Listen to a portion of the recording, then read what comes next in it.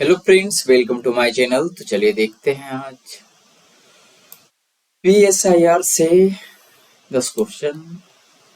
तो जो हमारे चैनल पर नए हैं, चैनल को सब्सक्राइब जरूर कर लें ताकि आपको नोटिफिकेशन जो है वो मिलता रहे। ठीक है, तो आइए देखते हैं आज का 10 प्रीवियस क्वेश्चन किस प्रकार का क्वेश्चन आते रहता है।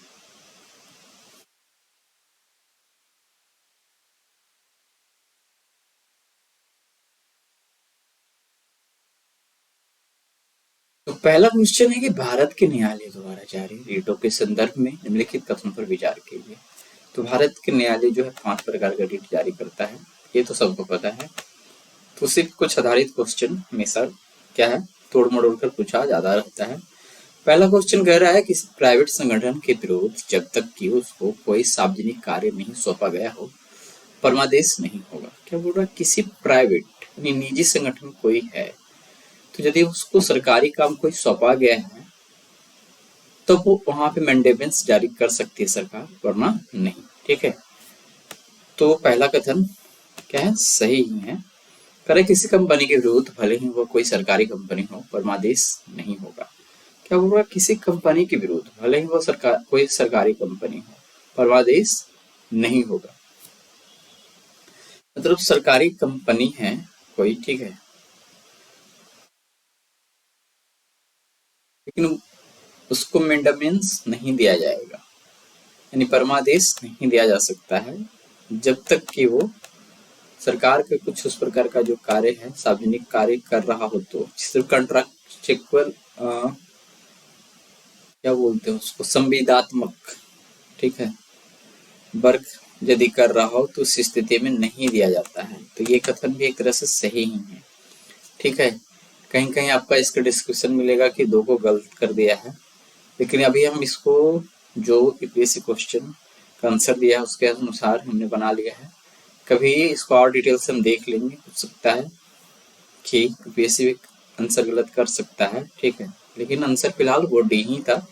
करे कोई भी लोक प्रबंध व्यक्ति यानी पब्लिक माइंडेड पर्सन अधिकार परीक्षा को वारंट रीट प्राप्त करने हेतु न्यायालय में समावेदन करने के लिए याची या पिटिशनर हो सकता है।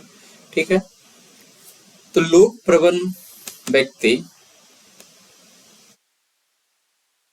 यानी कि कोई भी व्यक्ति की बात कर रहा होगा, लेकिन इसको हम देख लेंगे। ठीक है, जिस वक्त क्वेश्चन सेट कर रहे थे तो हमको ध्यान में आया था कि इसको देखना है, बट हमने देखा नहीं। तो कोई भी पब्लिक माइंडेड पर्सन जो है वो अधिकार परीक्षा का जो रीट है वो न्यायालय में ले जा सकता है। ठीक है, न्यायालय में आवेदन करने के लिए याची या पिटिशनर बन सकता है या हो सकता है। किसके लिए, अधिकार परीक्षा रीट को यदि लाना हो तो। लेकिन यहाँ पब्लिक माइंडेड पर्सन मतलब कि जनता में जागरूक पर्सन है, उसके लिए सिर्फ प्रयोग हुआ है या फिर खास अर्थ में प्रयोग हुआ है, ये जानना जरूरी है। ठीक है, तो यहाँ पे तीनों कथन क्या है, एक तरह से सही है, इसलिए आंसर ऑप्शन बी हो जाएगा। चलिए आगे देखते हैं।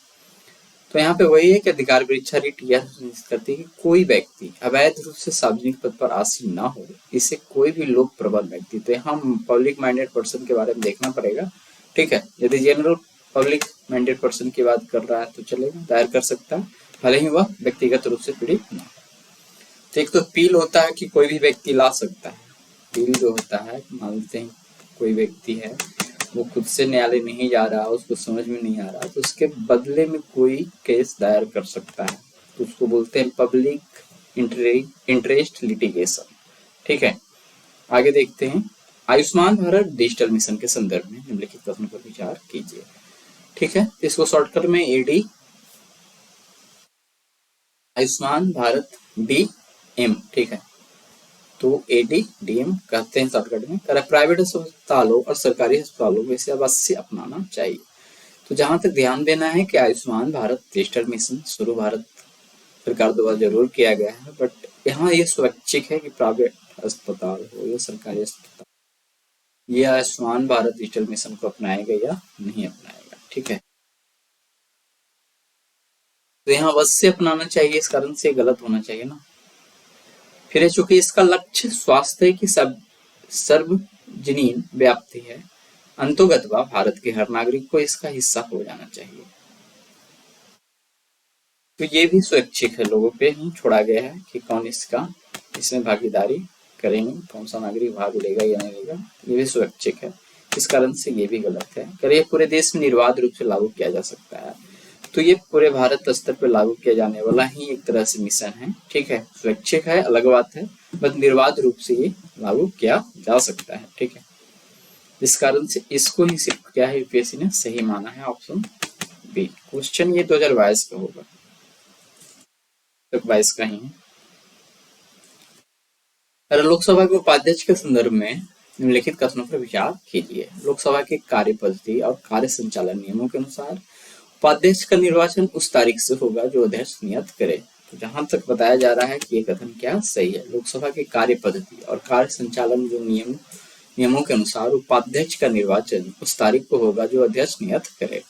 दूसरा है कि यह आज्ञा पक्ष उपबंध है कि लोकसभा के उपाध्यक्ष के रूप में किसी प्रतियोगी का निर्वाचन या तो मुख्य विपक्षी दल से या शासक दल से होगा। तो ऐसा कुछ उपबंध नहीं किया गया संविधान में, किसी से भी चुन लिया जाता है। लेकिन एक प्रथा के तौर से ज्यादातर लगता है ये अध्यक्ष जो है अभी फिलहाल किससे चुना जाता है, सत्ता दल से ही शायद चुना जाता है ज्यादातर, ठीक है। तो ऐसा कुछ इसके लिए नियम नहीं है, इस कारण से इसको भी शायद गलत ही किया गया है। कर सदन की बैठक की अध्यक्षता करते समय उपाध्यक्ष की शक्ति वैसी ही होती है जैसी कि अध्यक्ष की, और उसके भी निर्णयों के विरुद्ध कोई अपील नहीं हो सकती है। तो ये कथन तीसरा तो सही है, ठीक है। तो 1 2 3 3 तो तीनों में है, देखते हैं। कर उपाध्यक्ष की नियुक्ति के बारे में सुस्थापित संसदीय पद्धति यह है कि प्रस्ताव अध्यक्ष द्वारा रखा जाता है और प्रधानमंत्री द्वारा विधिवत समर्थित होता है।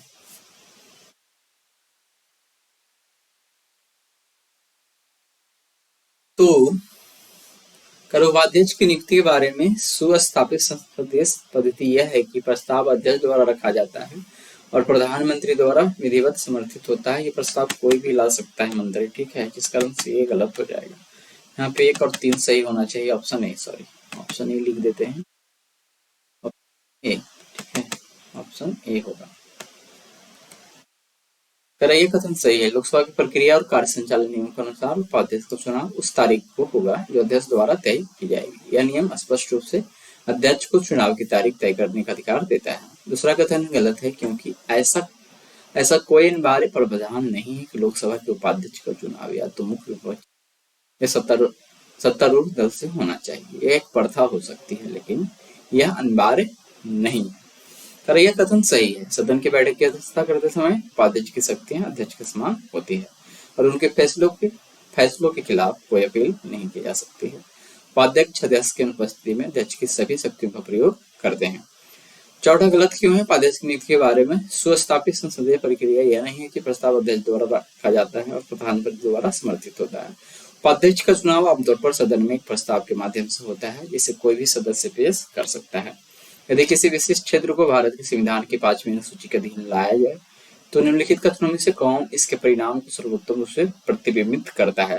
तो ध्यान देना है, यदि किसी विशिष्ट क्षेत्र को भारत के संविधान की 5वीं अनुसूची के अधीन लाया जाए तो निम्नलिखित कथनों में से कौन सा एक इसके परिणाम को सर्वोत्तम रूप से प्रतिबिंबित करता है। तो 5वीं अनुसूची किससे संबंधित है, अनुसूचित जनजाति क्षेत्र से, ठीक है। तो इससे जनजातीय लोगों की जमीनें गैर जनजातीय लोगों को अंतरित करने पर रोक लगेगी। बाकी कथन को देख सकते हैं, क्या है, इससे उस क्षेत्र में एक स्थानीय स्वशासी निकाय का सृजन होगा। तो स्थानीय स्वशासी निकाय तो बाकी जगह भी होता है, ठीक है। इससे वह क्षेत्र संघ राज्य क्षेत्र में बदल जाएगा। इस राज्य के पास ऐसे क्षेत्र होंगे उसे विशेष कोटि का राज्य घोषित किया जाएगा। तो ये सब पूरी तरह से सटीक नहीं। तो ये देख लेते हैं, भारत के संविधान की 5वीं अनुसूची अनुसूचित क्षेत्र व अनुसूचित जनजातियों के प्रशासन और नियंत्रण से संबंधित है। यदि किसी क्षेत्र को 5वीं अनुसूची के अधीन लाया जाता है तो इसका सबसे महत्वपूर्ण परिणाम यह होगा कि जनजातीय लोगों की जमीनों को गैर जनजातीय लोगों को हस्तांतरित करने पर रोक लग जाएगी।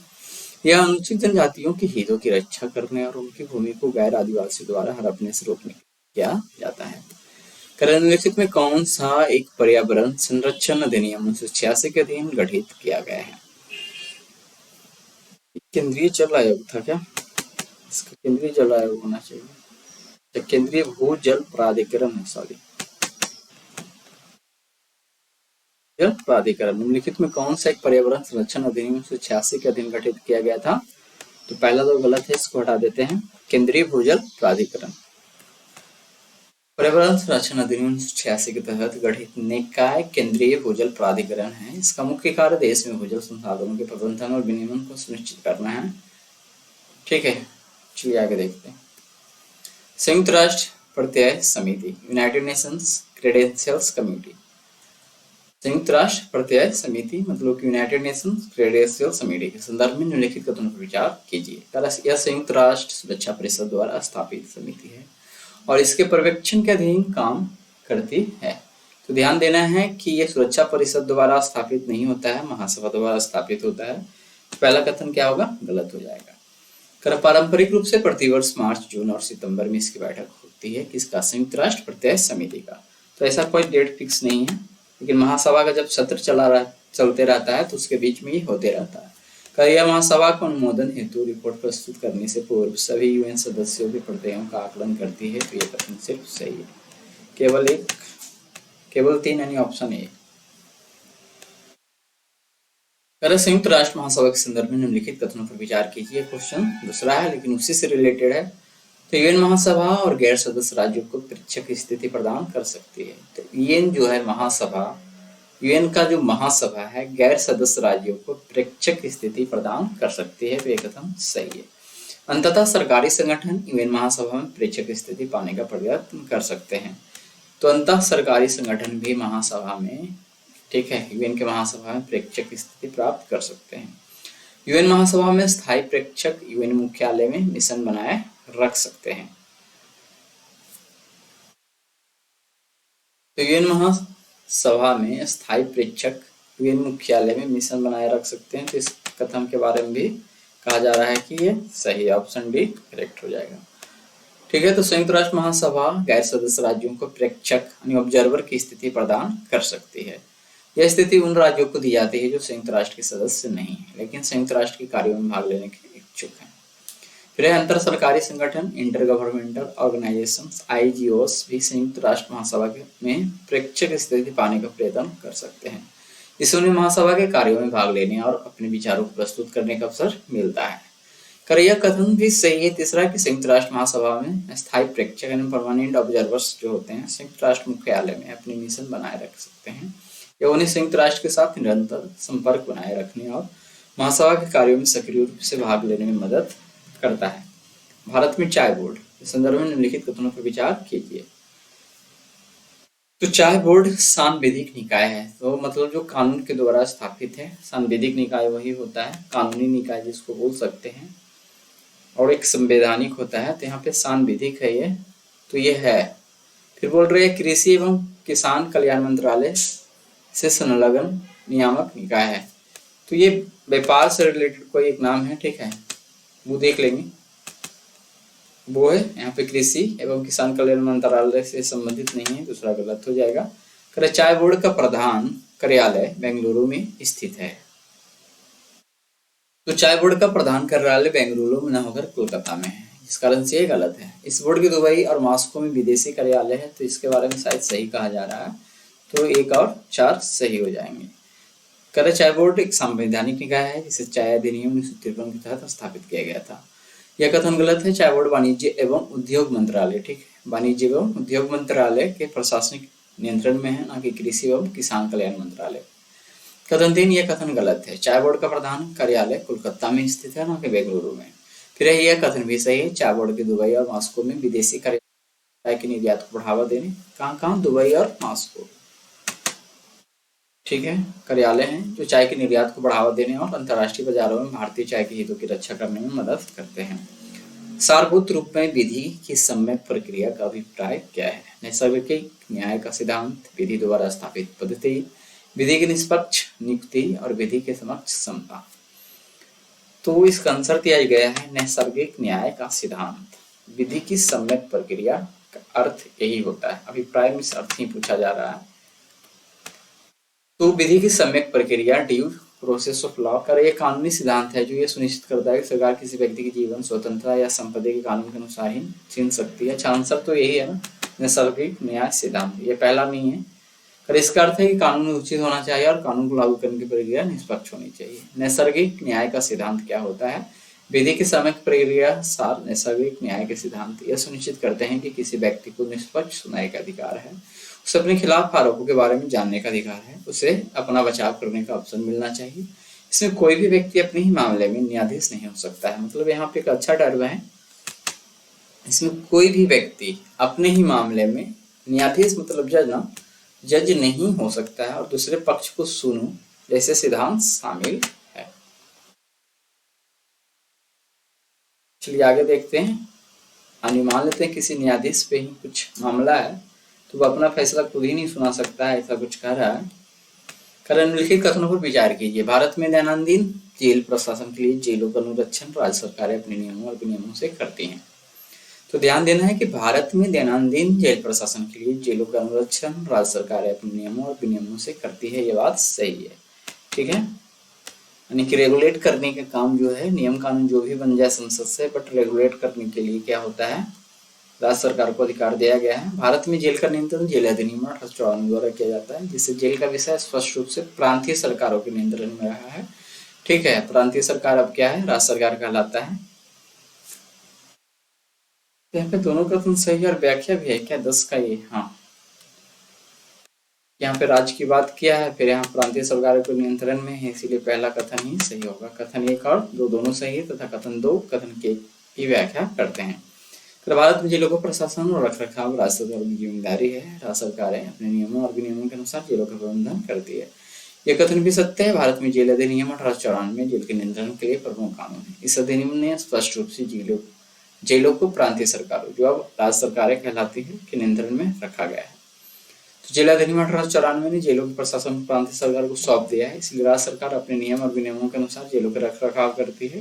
कथन 2 क्या कर रहा है, यह स्पष्ट करता है कि कथन 1 क्यों सत्य है, इसीलिए पहला कथन ही हो जाएगा। तो इस प्रकार से आज हमने देख लिया PSIR से 10 क्वेश्चन। तो मिलते हैं कल किससे मिलेंगे, इकोनॉमिक्स के टॉपिक के साथ, ठीक है। तो इसी प्रकार से हमारे चैनल पर बने रहे, वीडियो को देखते रहें। धन्यवाद।